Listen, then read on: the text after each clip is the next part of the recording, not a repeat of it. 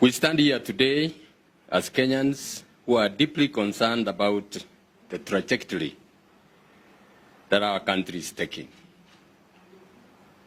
A trajectory that is a mockery of the ideals that Right Honorable Raila Odinga fought for. A mockery of the 2010 Constitution that we collectively fought to have and swore to protect and implement. Fellow Kenyans, at exactly the same time that the nation was grappling with the news of the demise of Right Honorable Odinga, President Ruto was in State House signing into law not one, but 8 bills, some of which are quite draconian. What a shame that the president can be doing that when the rest of the country is mourning. The bills include the Computer Misuse and the Cybercrimes Amendment Act, the Privatization Act,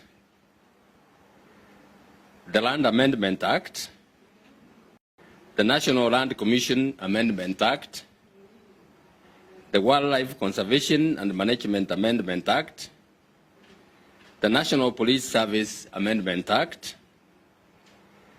the Air Passenger Service Charge Amendment Act, and the Virtual Assets Service Providers Act.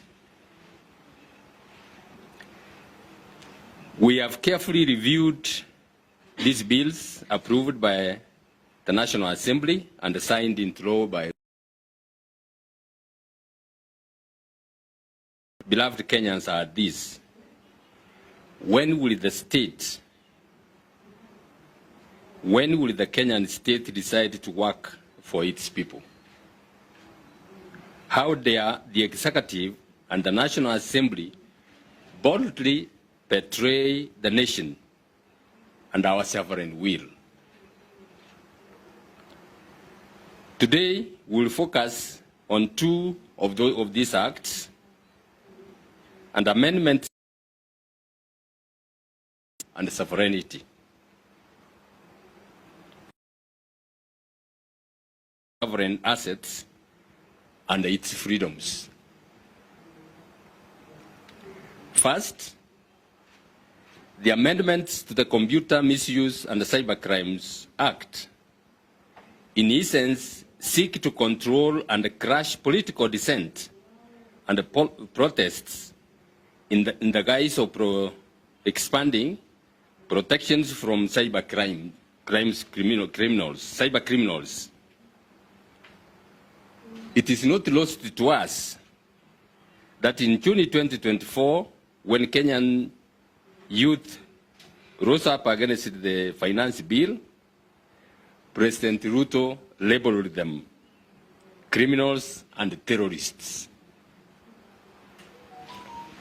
The addition of Section 6JA to the Computer Misuse and the Cybercrimes Act gives the National Computer Cybercrimes Coordination Committee unconstitutional powers to issue directives to render a website or an app inaccessible for promoting, amongst other things, illegal activities.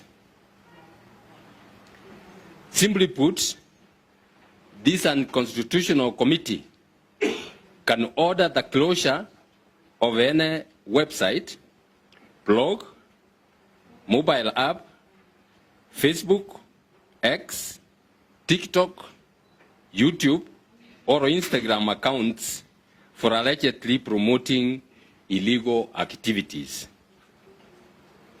This expansion of the powers glaringly lacks provisions for sufficient judicial oversight. This is a direct affront to the rights to fair administration action and fair hearing enshrined in Articles 47 and 50 of our Constitution. It makes this committee the investigator, prosecutor, and the judge, or final arbiter and overlord on the exercise of our celebrated freedoms of speech and the media as provided for in Articles 33 and 34 of our Constitution. It is also worth noting that there was limited public participation in the passage of the bills, with only 3 written memoranda, with all signatories opposed to the amendments. And surprisingly, a majority of the MPs yet again ignored those views that they received, even from the relevant ministry. And the President followed suit with signing the amendments into law. These amendments are unconstitutional. They are null and void. And this confirms my assertion that President Ruto has lost legitimacy to continue to lead our beloved country. A president who does not have any regard for the Constitution under which he governs has no legitimacy to continue governing this country. We shall not allow the freedoms and the rights of free speech, media, fair hearing, and fair administrative action to be buried silently with Right Honorable Raila Odinga. We are aware that efforts are underway to seek immediate legal redress. We fully endorse those efforts and will render our full support. Fellow Kenyans, on several occasions, I have stressed that in its elaborate corruption scheme, this government is out to outrightly rob Kenyans. This is exactly what the repeal of the Privatization Act 2005 and the enactment of the new Privatization Act is doing. The new act introduces a privatization process mainly in the hands of the executive through the Treasury Cabinet Secretary and the Privatization Authority. It grants the CS Treasury power to create a privatization program which may include an unlimited number of public entities earmarked for privatization. Sections 22 and 23 of that act give the Cabinet Secretary unfettered power to require the National Assembly to ratify its privatization program within 60 days, failing which the process in the next 30 days will automatically proceed without parliamentary approval. Once approved, the program is valid for 8 years. Please note that. Once approved, the process is valid for 8 years.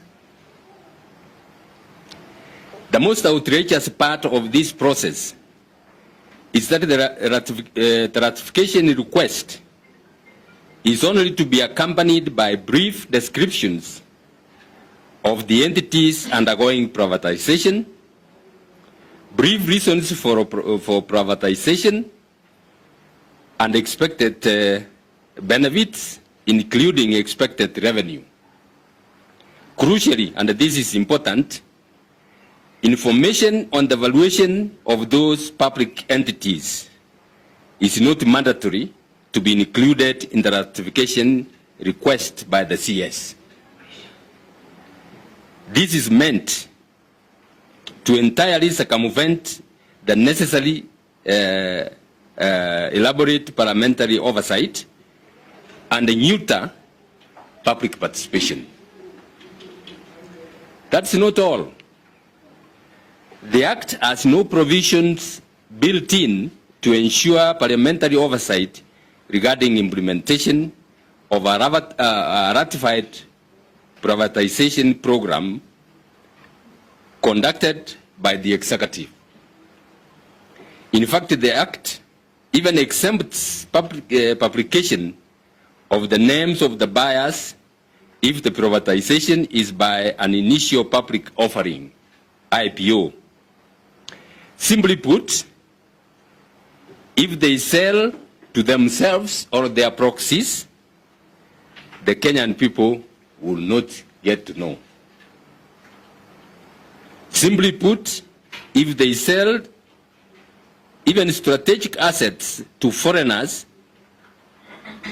and put them beyond the country's control, the Kenyan people will not get to know.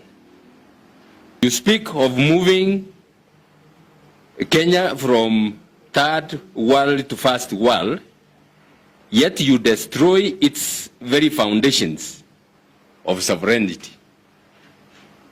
Prosperity will not come by selling our strategic assets, but by empowering citizens to work freely and participate in nation building. A state that cannibalizes its institutions, betrays its people, and our prosperity is not a state that should continue to have control over the Kenyans. Laws must protect, not endanger, Kenyans' future. We stand here today to defend the meaning of our nation, to guard the inheritance of those who fought for our freedom, and to protect the birthright of those yet to be born. We remind the state that sovereignty belongs to the people of Kenya, as clearly stated in Article 1 of our Constitution. The power lies with us Kenyans, the sovereign people of Kenya, not to Parliament, not to the executive, not to foreign investors. We must all stand up and defend our sovereignty. Thank you very much.